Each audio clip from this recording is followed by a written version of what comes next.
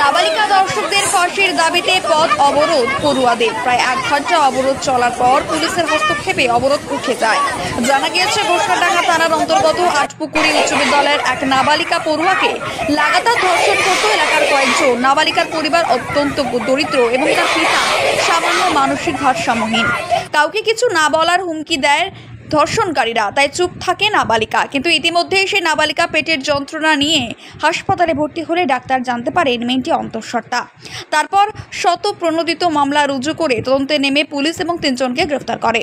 আর শুধু 3 জন নয়, আরও অন্য অপরাধীদের ধরে ফাঁসির দাবিতে পথ অবরোধে সামিল হলো আটপুকুরি উচ্চ বিদ্যালয়ের পড়ুয়ারা। তাদের একটাই দাবি, সমাজে এরকম ঘৃণ্য কাজ আর যাতে করার সাহস না পায়, তাই দোষীদের ফাঁসি দেওয়া হোক। স্কুল ছুটির পর বিকাল 4টা নাগাদ পথ অবরোধ শুরু হয় এবং প্রায় 1 ঘন্টা চলে অবরোধ। পরে ঘটনাস্থলে ছুটে আসে ঘোষকাডাঙ্গা থানার পুলিশের আশ্বাসে অবরোধ তুলে নেন পড়ুয়ারা।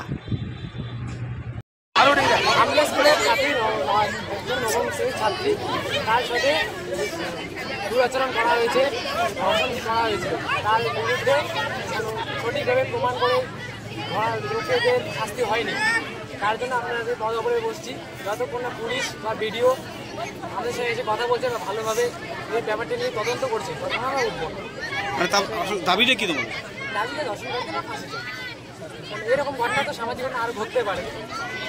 কি নাম তোমার? অপরদীপ বর্মন। যদি বলুন।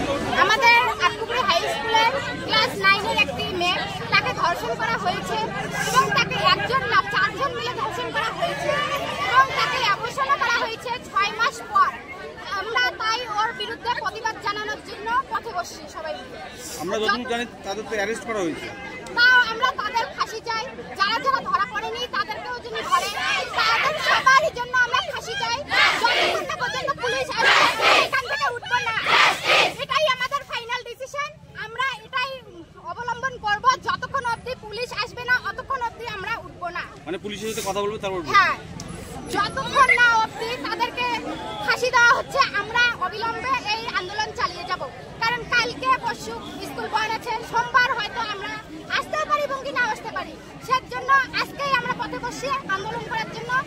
আপনাদের কি মনে হচ্ছে আমরা এখানে মজা করতে বসছি না? তারা আমার একজন বোন হয়, আমাদেরও বাড়িতে বোন আছে, তাই আমরা পথে বসছি যাতে ভবিষ্যতে এইরকম কাজ আর না হয়। তাই আমাদের যতক্ষণ অবধি না ততক্ষণ এই আন্দোলন চালিয়ে যাব। এটাই আমার বক্তব্য। কি নাম? আর আমার জোসনা পারভিন। জোসনা পারভিন।